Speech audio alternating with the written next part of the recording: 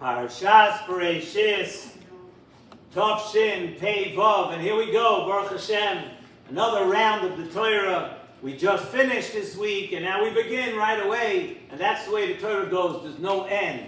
As soon as we make a siyum, we're ready to begin once again. And this week, Parshas Bereishis, first of all, Baruch Hashem, this room a little bit calmed down just a drop because it's like only Shabbos. It's not a 2-day Yontif over here. So what was going on here in Bikuch Cholim with trucks and boxes and things flying in and out of this place.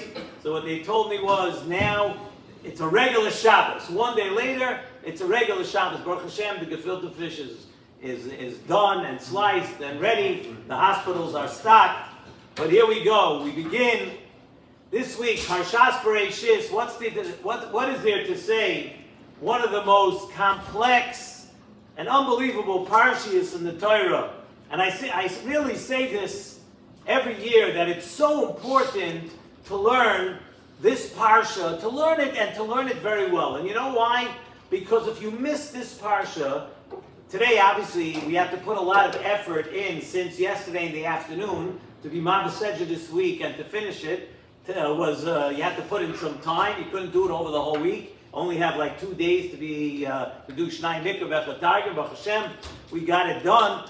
But what's going on in this week's parsha, aside from all the amazing things that are happening, from Bria Sa'olam to Cain and Hevel, Adam, Chava, the Eitzadas, the whole history, what goes on here. But just realize, if you missed this week's parsha, I believe it's 1656 years, which means that a very large part of the history of the entire world since its inception, since Bria Sa'olam, takes place just in this week's parsha.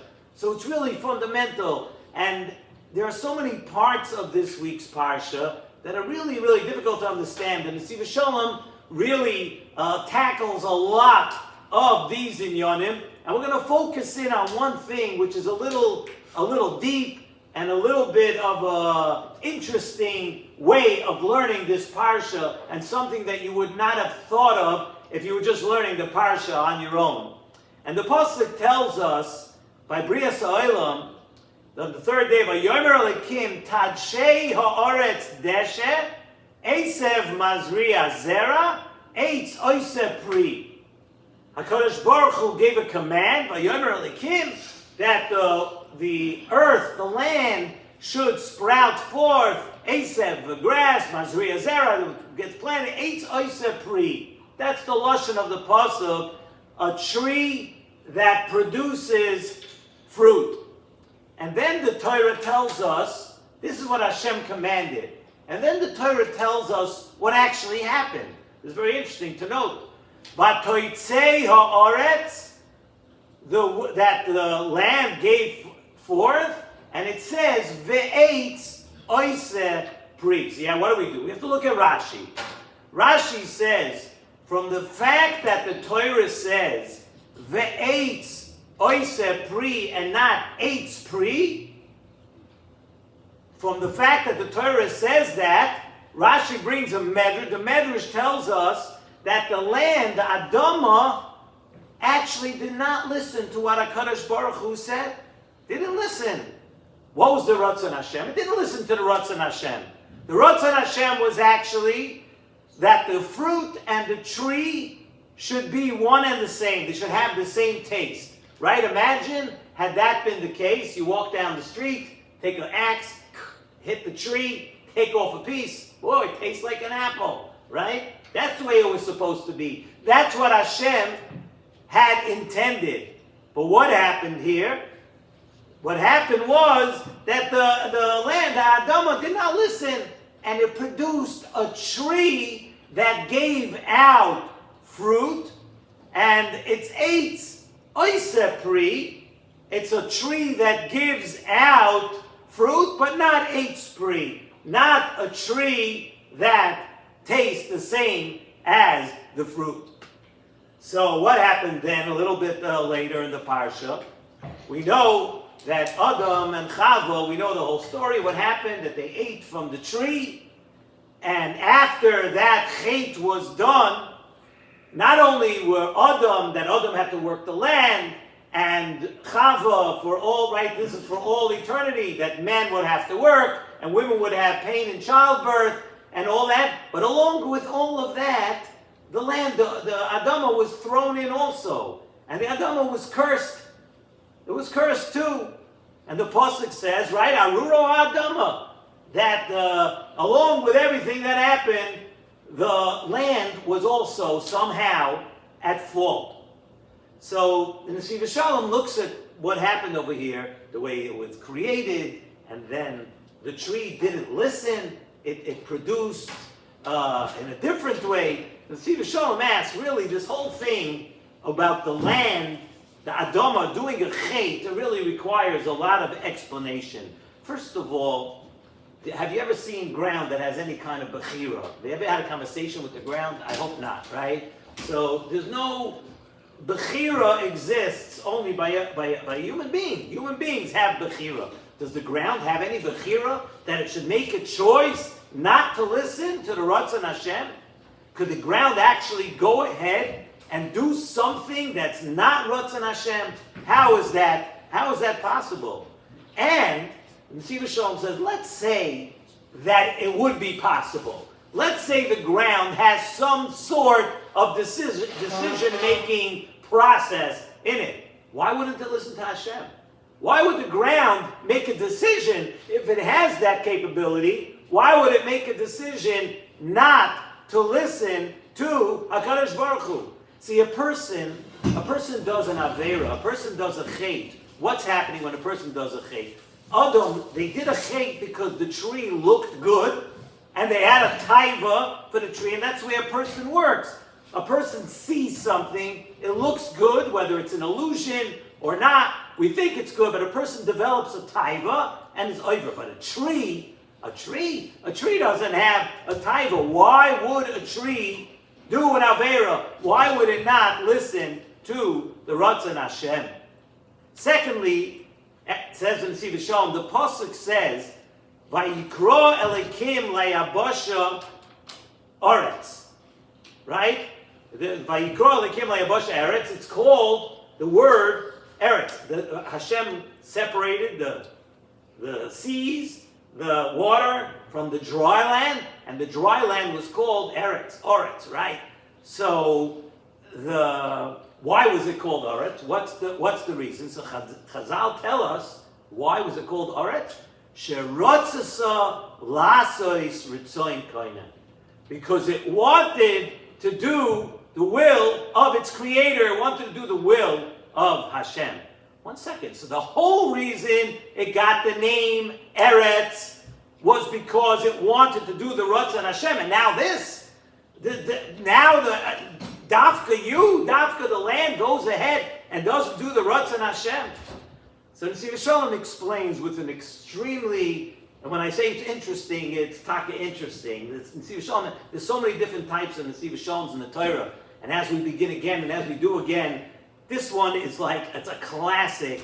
Nesivos Shalom says like this, and he brings an interesting explanation from the Oyev Yisrael, from the Aftaru, and the history. I'm not always sure the history, but Ramaya will give me exactly where the Aftaru fits into the picture, which family tree, but Zok the Aftaru Vazoi. When the Adama, when the earth did what it did, and it did not produce a tree where the tree and the fruit taste the same, Zok the Aftaru, it was doing it l'shem shamayim. And it's interesting, he says, what does that mean? What does it mean it's doing it l'shem shamayim? You don't listen to Hashem? So he says there's something called an Avera Lishma. I'm not giving anyone ideas over here to go ahead and start doing Averas Lishma. This is not, okay, you'd be misinterpreting what we're saying here if you go. But he says there's something called an Avera Lishma. What's an Avera Lishma? How so? He says like this. Adam, man was created to rule over everything on this earth. And we know that how is a person, what's the consistency of a person? Man is created that with a combination of a lower half of his body and an upper half of his body. You have a lower half which is from the Adama, As we know, a person is created from Afar, a person is created from Adama, and lower half of the body, which retains and remains a Gashmiistic part of the person. And then there's the upper half of the body, which is your neshama, and that comes from a totally different place. That comes from the Kisei HaKavod. That comes from a higher place, which is indescribable. Has nothing to do with the Gashmias part of a person. And it's also common knowledge, and Adama knew this too, that man has a Yetzer Hara. We know from the first day a person's born, man has a Yetzer Hara. And it will inevitably do an Aveira. And when man is going to do an Aveira, it's going to create a darkness in the Olamas, Elyonim, and the Tachtoinim. It's going to affect the entire Bria when man does an Aveira. And to be considered, it's going to be, if a person does an Aveira, it's going to be considered that the neshama, which is on such a high level, and the neshama that comes from the Kisei HaKavod, it's going to be considered when man does an Aveira, that the neshama is doing an Aveira. It's going to give the neshama that comes from the Kisei HaKavod a bad name. So what did the Adama do? The Adama did something amazingly smart. It produced fruit that tastes different, not like Hashem wanted. The Ratzon Hashem was one thing, and the ground went and it did something else. You know why? So when Adam would go ahead and do the Chet with the Eitz Hadas, it would not be considered such a big Aveira. It wouldn't be considered now that the Neshama and the whole person is being condemned, because it could be blamed on the fact that Adam's going to be able to say, what do you want? You created me from a part of this world that did an Aveira when it started. You created me from the Adama. You created me from something which already did a Chet. It did not follow the Ratzon Hashem. And that's why I did the Aveira. The man's going to say my neshama is innocent. So for the kavod of HaKadosh Baruch Hu, and for the benefit of the entire Bria, the Adama went ahead and transgressed, was over the will of HaKadosh Baruch Hu. So when Adam was punished, Hashem punished the ground. Hashem punished the Adama along with Adam to show, yes, we got that message. We understand that a person is multifaceted. A person has the Gashmius part of a person, and that's the part that does an Aveira. But the neshama part of a person really always wants to do the Ratzon Hashem and wants to be connected to HaKadosh Baruch Hu. And really we have always to deal with that balance. Who's winning out? Is it your neshama that's pulling for Ruchnias to the Kisei HaKavod? Or is it the Adama part of a person? And the Adama was doing that Avera Lishma for the future good of man. The Adama was saying that now a man does an Avera, we have to blame it on the Gashmias, on his Yetzer Hara, on his Taivas, not on his Neshama. And that's a beautiful explanation of why the ground, why the Adama went ahead and did something that wasn't the Ratzon Hashem. And the Nesivos Shalom also goes into a whole thing over here about the Bechira. We don't have time to get into it right now, but if, some of you might remember when we discussed the Akedah. The Akedah, it says, Vayishlach Avraham es Yadai. Avraham Avinu had to send his hand to take the knife for the Akedah. When he wanted to bring Yitzchak onto Akedah. And they all asked, what's Vayishlach? You ever see someone send your hand? Just like you don't see someone dealing with the ground, you don't see someone talking to his hand, and that's a good sign. What does it mean by Yishlach? No, because things ultimately work out the way Hashem is intended. And Avad Hashem didn't want Yitzchak to be brought on the Akedah. Hashem didn't want that. So Hashem didn't want it. Then in order to go against that, Avraham had to send his hand ultimately. And the same thing was over here with the Adama. We can't get into the whole thing right now. But ultimately, everything goes with the Ratzon Hashem. A little bit of a deep thought. But I hope everybody, this week, when you read the Parsha, when you learn the Parsha, when you hear the Parsha, you'll have a much better idea what is going on in this all-important Parshas Bereishis.